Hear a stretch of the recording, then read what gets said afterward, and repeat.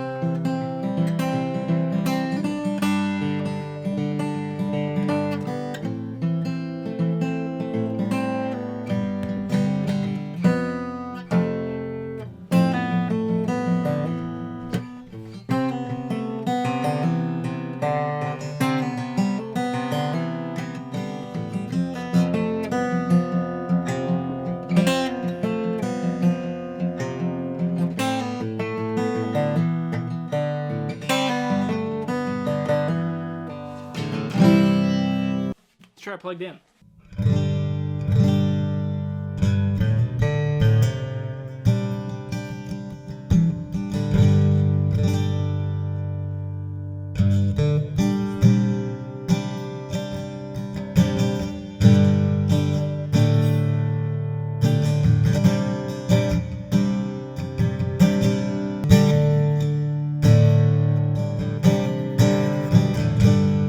So some specs from top to bottom. So in the middle line here, this is Padauk, and then there's flame maple, then there's mahogany, then there's more maple, then there's more mahogany. There might be some walnut, maybe African mahogany.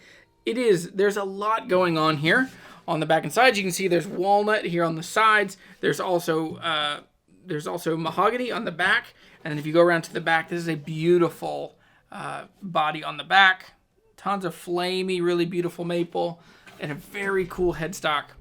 On the back of the neck are Grovers. There's a beautiful flame maple neck with really cool Padauk inlays.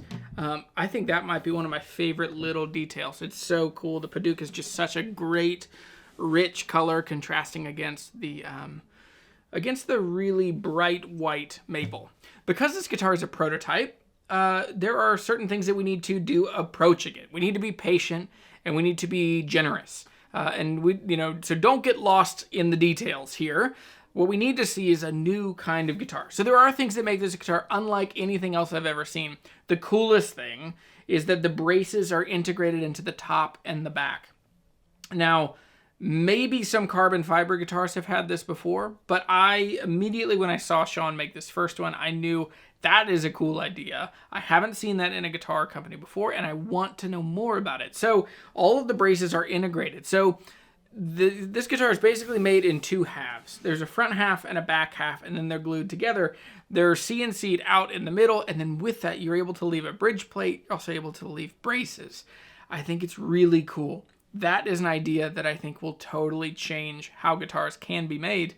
Now, there are other really cool things about this. Now, it is quirky to have an electric guitar bridge, to have a metal bridge on a guitar. But what I like about it is that it raises up the action of the guitar and it gives it a punch that is different. It doesn't sound like another acoustic guitar that I've played. The closest tonally to this sound that I have found are big jazz boxes, which I think are really cool. So Super 400s, L7s. So I had a 45 L7 that this guitar reminds me a lot of. Thumpy, full, bloomy, Not overly bright, not overly loud, but a very cool guitar. Now, there are a couple things, and I said, so I said a minute ago, we need to be patient and kind and gracious. There are a couple things that I do think need to be tweaked pretty quickly. Probably the first one is going to be the neck heel. So this is a big kind of clunky thing, and I can tell that it's a complicated part of the guitar to build because you have a neck that's glued in and you have a body that's built as a box. But the problem comes around trying to play up high. Now, I'm not a lead player. I'm not someone that ever really gets above the 12th fret. But this guitar, it just feels a little clunky up here. Like that square hits you pretty well in the palm if you're up by the 12th, 14th fret. Not the end of the world, but it's just the next iteration will need to be a little different. Now, if you keep moving down, the other one is the headstock angle here. So it is completely straight on. And so with that, one of two things needs to happen. So one, either the headstock needs to be a scarf joint and moved back 14 degrees so that the headstock would come up and then tilt back. That's probably the easiest way to fix it. The other way to do this would to be get a bigger piece or a thicker piece of wood and then just carve into that same 11 to 14 degree move. Or the other way, I know I said there's two ways, and I said two, and now I'm going to say another one like it's the other one. But anyway, you're tracking with me. So the first one is the neck angle. Probably needs to change, and you can fix that one of two ways. The other way that you could fix this is you could just do a string tree, which would be more of an electric guitar style. You could do, maybe one or two string trees and just pull these strings down because they are quite high straight here. And you get a little bit of like overtones, like if you're that really high-pitched, ethereal kind of feeling thing comes from just this extra space here with the strings back behind. All of that to say, this guitar is really impressive for somebody building guitars by themselves that hasn't built guitars before in their garage. Sean is a maniac, and he's relentlessly persistent, and he's learning new things every time. Every guitar is better than the last one. So I've been around a lot of guitars that people have made in their basements and garages and on the weekends, and this guitar is definitely way up there. Really cool guitar. Sounds really good. It sounds really unique. I don't know what I will do with this. It's such a cool and crazy guitar. So I know that Sean's plan eventually is to sell these. I think there's still some tweaks that need to happen in the meantime. There are a couple things that need to be refined, a couple of processes that could be streamlined. Maybe it would save time or energy or materials. In the end, it's a lot. For me, I would rather it be like maybe a two-piece top rather than so many glue joints, because in the acoustic world, there is this kind of shared belief or sentiment that glue joints are bad for tone. And so, or glue joints kill resonance is the general understanding. So if you have a top, even if it is all solid wood, which it is, having this many glue joints could negatively affect the tone. Overall, this guitar isn't very loud, which is fine. It feels and sounds like a jazz guitar, and that's perfect for this.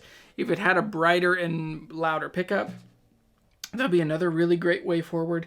The other swap that I would do is I would put a different style bridge. I would still like to see this guitar with an acoustic guitar bridge because it's very much an acoustic guitar, and so it does feel strange. Now, there is an incredible benefit of being able to intonate, like to properly intonate each string. That is not a thing you're used to having unless maybe a Gibson Dove from the 60s that has a Tune-o-matic.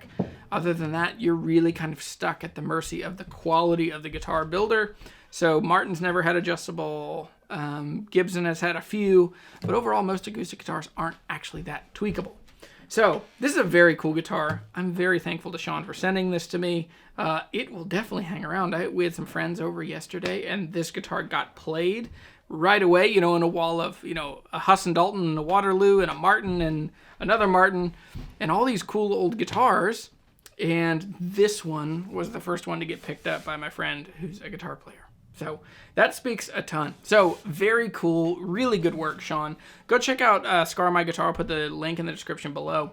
And make sure you're subscribed if you haven't already. I'm Jeremy. I'm the Guitar Hunter. This is amazing. I love owning guitars that are completely unique, and there is not another one in the world, especially one that has my own name on it.